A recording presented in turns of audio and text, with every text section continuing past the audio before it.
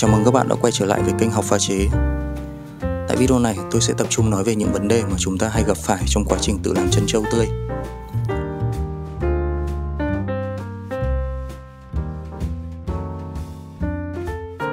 Nguyên liệu thì chúng ta sử dụng bột năng. Bột năng hay còn gọi là bột đao.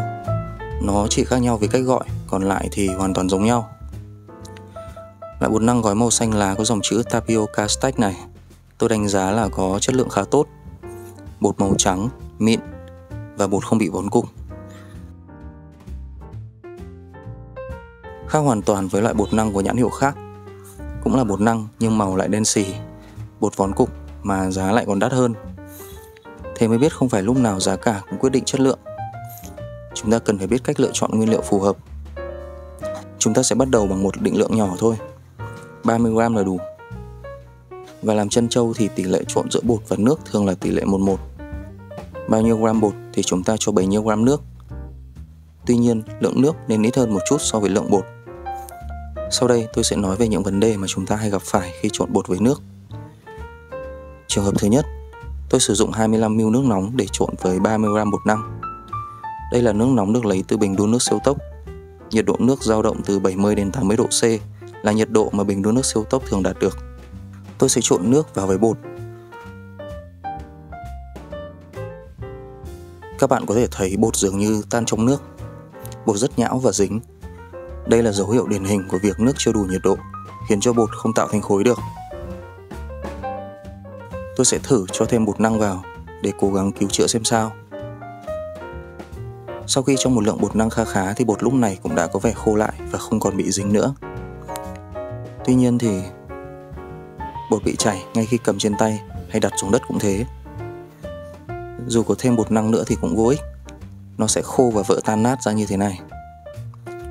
Đối với bột như thế này thì giải pháp tốt nhất đó là trường hợp thứ hai, tôi vẫn sử dụng 25ml nước nóng, nhưng lần này tôi rút kinh nghiệm, cho nước vào nồi và bật bếp đun sôi đàng hoàng. Khi nước đã sôi thì tôi tắt bếp và cho thẳng 30g bột năng đã chuẩn bị trước đó vào nồi, rồi tiến hành khuấy đảo trộn bột. Sau một hồi nhào nặn thì bột đã khô và khối bột bắt đầu hình thành.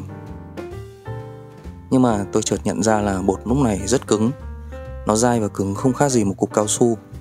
Và bột khô rất nhanh, dường như không có một chút độ ẩm nào. Đây là dấu hiệu của việc bột bị quá nhiệt. Bột bị trộn trong điều kiện nhiệt độ quá cao khiến bột bị chín và bột trở nên rất dai và khô cứng. Đối với bột như thế này thì cũng chỉ đạt về mặt hình thức, còn không thể sử dụng được.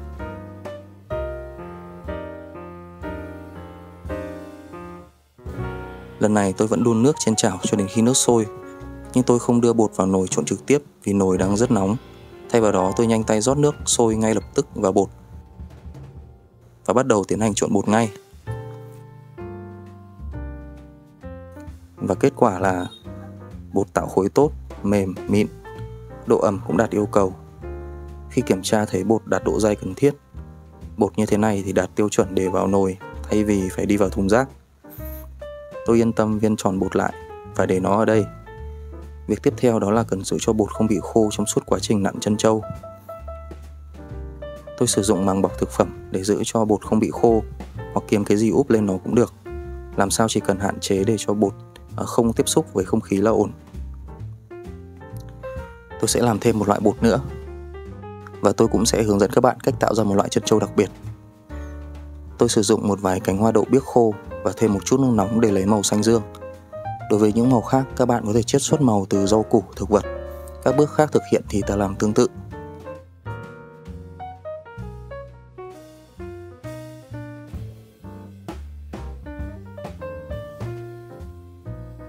Sau khi đã có hai khối bột khác nhau, giờ tôi sẽ tiến hành trộn nó lại với nhau để tạo ra loại trân châu có hai màu.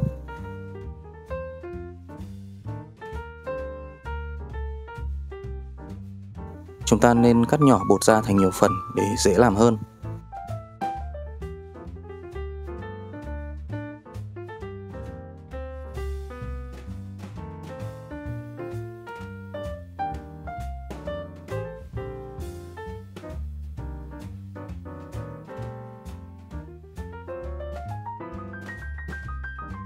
Lăn tròn và kéo dài bột ra.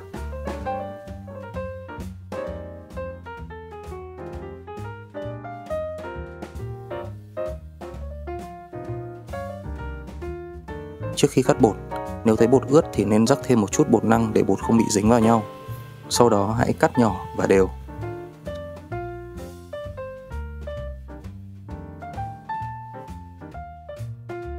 Cách thứ hai, xoắn nó lại với nhau như thế này.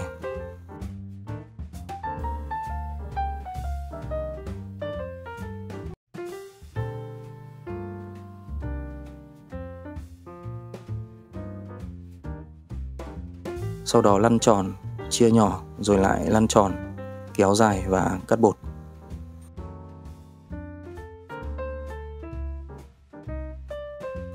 Về cơ bản thì kết quả cũng không khác cách một là mấy, cho nên thì cứ làm theo cách một cho nó nhanh. Bạn cũng có thể vo tròn nó lại để tạo thành viên trân châu.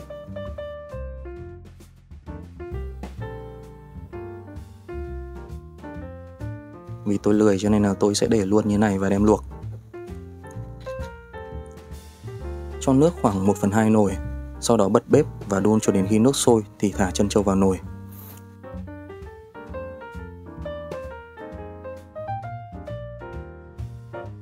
Ta tiếp tục đun đến khi trân châu nổi lên, các hạt trân châu nở to ra. Lúc này ta đun thêm khoảng 10 phút nữa là được. Điều tuyệt vời nhất đối với trân châu tươi là thời gian nấu rất nhanh, chỉ mất từ 10 đến 15 phút nấu thôi. Tắt bếp và trân châu giờ đã chín. Chuẩn bị một chút đá rồi cho thêm nước. Đá thì cho ít thôi, đừng nên cho nhiều quá. Mục đích là để hạ nhiệt trân châu, giúp trân châu được mềm và dai ngon hơn. Nước đá sẽ không khiến trân châu tươi bị cứng, thế nên các bạn hãy cứ yên tâm làm theo hướng dẫn. Các hạt trân châu có màu trong và xanh rất đẹp.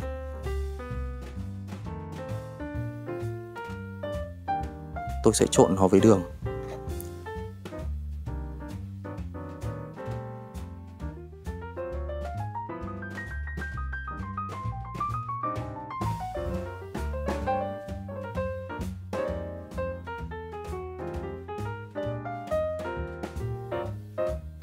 Giờ thì làm phần nước cốt dừa.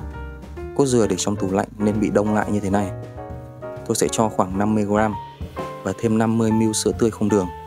Bật bếp và đun trong lửa nhỏ. Kiểm tra nhiệt độ. Hỗn hợp chỉ cần hơi nóng ở nhiệt độ 60 độ là tắt bếp. Không nên đun sôi hoàn toàn.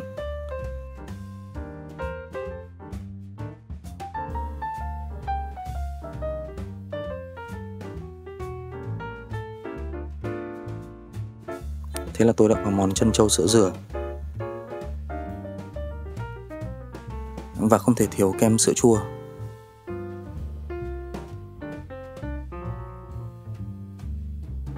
Tôi múc 3 đến 4 viên kem.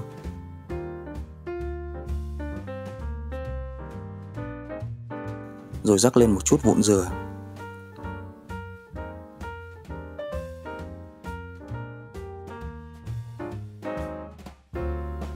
Giờ thì thưởng thức thành quả thôi.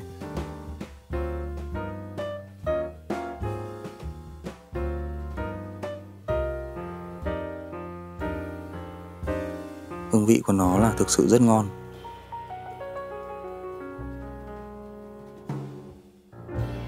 Chúc các bạn sẽ thành công với món trân châu sữa dừa này. Xin chào và hẹn gặp lại các bạn trong những video tiếp theo.